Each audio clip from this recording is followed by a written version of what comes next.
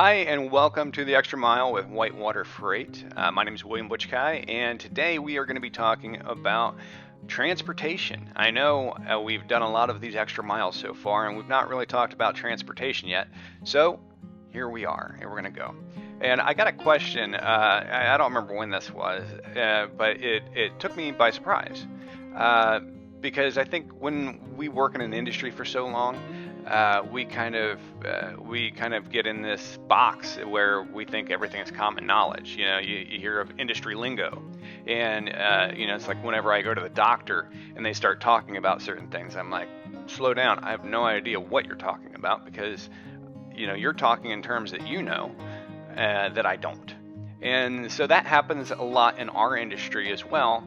Not so much with lingo, but just with questions like this. And it was a very simple question. It was like, well, why are freight rates different? Why is it a different rate to go from Indiana to New Jersey than it is from New Jersey to Indiana? It's the same truck, it's the same driver, the same fuel, everything's the same. Why are the rates different? So this video, I kind of wanted to get into a little bit about that. So first off, let's talk about transportation as a market. And it's a market. I like to refer to it kind of as the real estate market, or in reference to it. And so we'll kind of touch back and forth between there. So transportation is a market. Let's say in Cincinnati, there are 100 loads to move, and there are 100 trucks available to move those 100 loads. That would make that market a 1-to-1 market. One truck, one load, even market. No volatility, no nothing. Now, we just came out of a couple years of extreme volatility. When the pandemic hit, the freight went through the floor. It just dropped. Everybody stopped shipping because there wasn't anything to ship and nobody knew what was going on. Freight rates dropped to the floor and companies started going out of business because if there was not freight to haul, then you don't have anything to do. Then all of a sudden, things started opening up as far as emergency situations, essential employees, and new markets started opening up with people working from home. You couldn't buy a monitor from Best Buy or Micro Center or any place else, and products were running out all over the place. We had supply chain problems all over the place.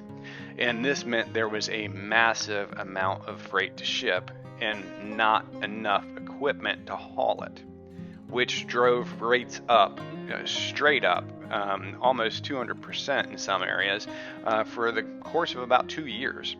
Now, for the last year, we've seen things sliding off, and it's been a shipper's market again. We refer to these things as a trucker's market or a shipper's market, whoever has leverage. And so that kind of gives you the idea of the market. And again, to refer to the real estate market, let's pretend that you have your house for sale, and your house is the only house for sale in town, and there's 100 people that want to purchase your house. The bids on that are going to keep going up and up and up and up and up. And we've seen this with the real estate market, and we've seen this happen. But let's pretend that there's 100 houses for sale and nobody's buying. There's like one buyer, and they are looking through all these 100 houses. In order to be competitive, your house is going to have to be the most attractive. So let's think of the most attractive in terms of freight would weigh not 45,000 pounds, 46,000 pounds, wouldn't be very heavy, be a very easy product to haul. And it would have a good price. Same thing with the house. If you want to sell your house, it's going to have to be attractive. And if there's no buyers, you're going to have to drive the price down until that becomes attractive enough to pull from another house. So that kind of sums up the transportation market a little bit. Now, what we have to get to is every area of the country has its own market. So in the Cincinnati area, there's typically more freight to ship than there is in New Jersey. So there's a more competitive market for freight in Cincinnati, and you have to pay more to go up to New Jersey. But not only that, a driver or carrier knows once they get to New Jersey, there's not a lot of freight coming out of New Jersey.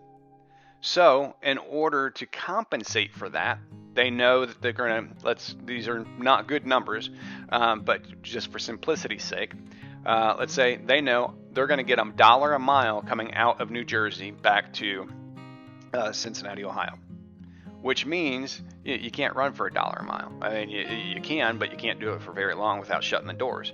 So in order to compensate for that, you're going to have to get $2.50 a mile to go from Ohio up to New Jersey. And this is just pretty standard with every area of the country. You should see our charts. I mean, we measure these things constantly, and we have different areas, and we have heat maps for all this stuff. Tell us what's going on. In produce season, we have produce season in different areas of the country: Florida, Georgia, North Carolina, South Carolina, Texas, California.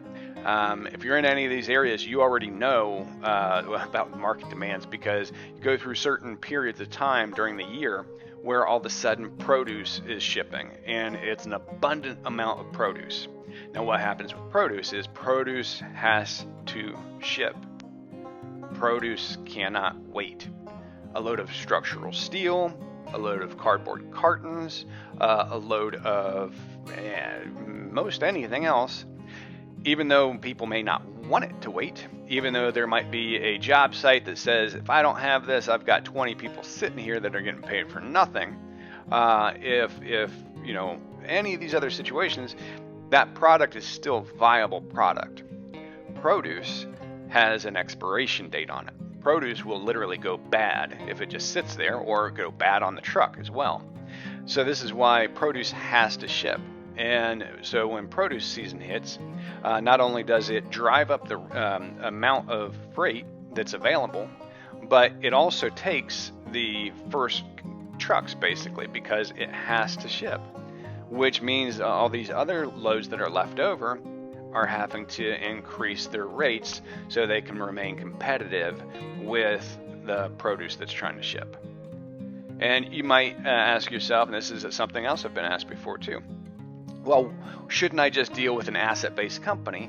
That way they can keep my rates flat without going up and down on them, and without meeting market. This would kind of make sense. I mean, I can see the logic in there, but there's a couple areas that are very, very, very important areas to think of.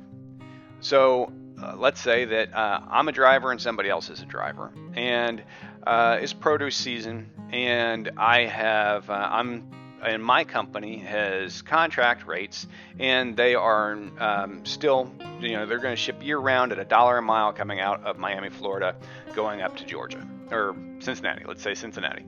I like Cincinnati. Cincinnati's a cool town. If you've never been here, come check it out. But $1 a mile from Miami, Florida to Cincinnati. I stop at the truck stop in Atlanta, Georgia. I'm talking to another driver at the truck stop. Where are you heading, buddy? Oh, I'm heading up to Cincinnati or Columbus or wherever. Oh, okay. How much you getting paid for your load? $2.50 a mile. Wow, I'm getting $1 a mile. Well, pretty soon that driver's not going to be at that company any longer, because the driver's job is to take care of his family and provide for his family and provide for himself and provide a good living for himself. An employer's job is to do that too. I mean, we have to match market rates for every position, from HR to janitorial to anything. If you're not matching market rates, you're going to lose the employees that you have, because they're going to jump ship to go somewhere else that they're better taken care of, which is why as employers, it's our job to take care of our people. So this is why you don't have companies that will just stick to whatever rates are, you're not going to get a low rate all the way around because it's an asset-based carrier. If they're not matching market rates for their drivers, they're going to lose drivers. Our company as a brokerage, we focus on trying to find lanes that are ideal for companies. So if we got a load out of Miami going to Ohio, we're going to try to find a driver that lives in Ohio, or lives, en route into Ohio and maybe stopping off at the house. Maybe he's, the most convenient routes for everybody. We call these backhaul rates. But they still have to, again, match market rates. And we watch our market rates all the time to make sure that we either need, when we need to go up, when we need to go down. Thankfully, right now we're in a shipper's market. We have been for about a year now, and that is the easiest time for all of us, except for drivers, unfortunately. And it's going to flip back around at some point in time. It always does. And that is the nature of the market, which drives everyone crazy because you base your quotes, you base your ordering, you base everything on what freight rates are. Back in the pandemic, when there was supply chain issues and we saw freight rates go up at an astronomical rate, nobody's quotes were good anymore. You couldn't get steel quotes because not only because of the steel, but because of the cost to haul the steel. And everything gets hauled. Every little piece of everything gets hauled. And so when all those little pieces go up, so does the price of that product. And then if you're in sales, it drives you nuts because you quoted something 3 months ago, and then all of a sudden you can't get that same product for that same amount. And it's unfortunate. So we try to make sure that, number one, when we're quoting for our companies, we know what we're quoting. Are we quoting 3 months out? Do we need to speculate what freight rates are going to be about 3 months out? Is this something that we're quoting for right now that's going to ship tomorrow? What is our time frame on shipping? And that way we can, estimate best. If it's tomorrow, we can get really granular with it and know exactly where we need to be on this rate and get the best possible price. If it's 3 months out, we want to speculate a little bit higher because we don't want anyone stuck with being upside down on their freight rates. And the bad thing about this is sometimes companies won't do this, and they'll try to do what's called a foot in the door rate. I'm going to give you a really good looking rate.